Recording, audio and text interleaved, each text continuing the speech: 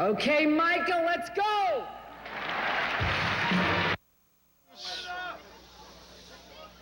In Iowa, we won the bronze. In New Hampshire, we won a gold. And tonight, we won the Oscar.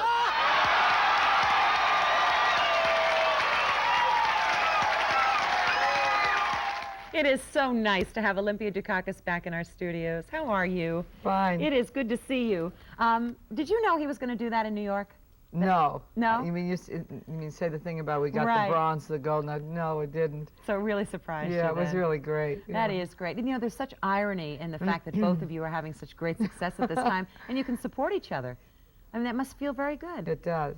I actually feel grateful for the opportunity that I have now to be supportive to Michael. Why? Because I've never been a part of this kind of effort, of political effort like this, and this is a wonderful opportunity for me to be a part of all of this.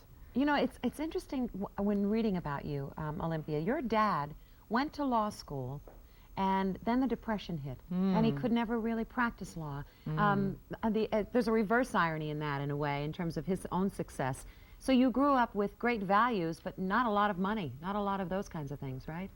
Yes, we grew up with what Michael keeps talking about, economia. Yeah. The heat was put off in rooms, and it was taken down, and my brother to this day still associates heat with love. Does he really? Yes. These times were tough. Yeah, it was really. But you had some opportunities, and you went to college, which is great, and not everybody did that in those days. Not that you're so old, you're not, hardly, but it is true. But also at that time, Greek people did not necessarily think that going to college was the right thing for Greek girls to do. So were you a bit rebellious? Well, no. It had to do with my father and my mother. My father was a great believer that education was the way the Greek people were going to realize their dreams in this country. And as a matter of fact, when he heard of any Greek boy or girl that he thought was worthy, he would go to the parents and try to convince them to send them to college. And he was a member of the Helicon club here in Boston that developed scholarship funds for worthy Greek boys and girls. Education was very important in our family. Very important. And important to you for your own children. Yes. And also served you well. I mean, you went from physical therapy, which I think shows the compassionate side of you, into acting. Did you just fall into acting? No, actually, when I was still at Sargent College at Boston University, I was asked to direct something, and that's when I discovered that I had great joy in doing this kind of work. And but at that time I was involved with physical therapy, and I had to really continue because there wasn't, we didn't have endless amounts of money for me to switch programs.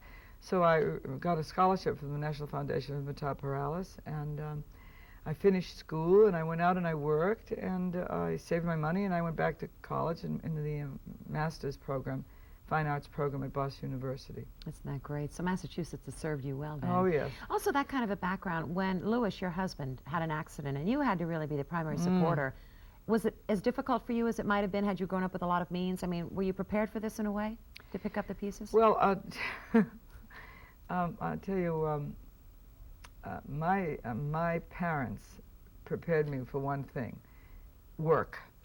Great.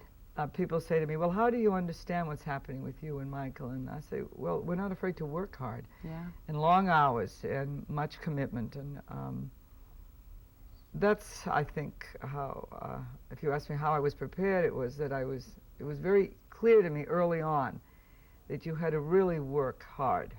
And you had to sacrifice immediate pleasures for long-term goals. Today they call it biting the bullet, but that's... No, either way, it makes a lot of sense. Right. You know what the neatest thing about what's happened to you is that you have become, and I know you're surprised by it, but you're a role model now. That is real. Makes me a little giddy to hear that. Well, for women 50 plus who have felt that life is over after 50, which is crazy. What an astonishing idea, isn't it? That life should be over before it's over. I mean... Well, the other thing you speak to, much as Rose does in Moonstruck, relationships are really the most important thing, not the fact that you're skinny or that you have a lot of money. And that is such a lovely message to be giving. Well, it's wonderful that people are seeing that in what I'm doing and in me, because I just take it for granted that somehow my life is going to continue to be about the dreams that I have for myself and for my children. You know, again, that's very interesting because of the way you've started this conversation. That's what it was about for my parents. Their dreams, they had certain kinds of dreams when they came here as first-generation immigrants, and the idea of working for those dreams, I think, is kind of an inheritance. Not even what it is, because of course my dream was so different from what my father ever expected I would be doing. You know, and Alexandra, your mother, she's 87? 87. You wrote somewhere or said something that she would faint if you got the Academy Award. Well, she almost did. Did I don't know, she? Entertainment Tonight did a profile on that whole thing of getting the award with me. And they were at a friend's home in Montclair, New Jersey, with members of the whole theater company, which is the company that I'm involved with in Montclair. And they got her on camera, you know. Isn't that great? Yeah, And it was really thrilled. wonderful. She was kind of shocked, and then she cried. And Oh, isn't that nice? That is so nice. I love her remark about me. She said, oh, well, I thought these things only happened to young, sexy girls. Olympia's just a plain, straightforward person. I leave it to Mom, right?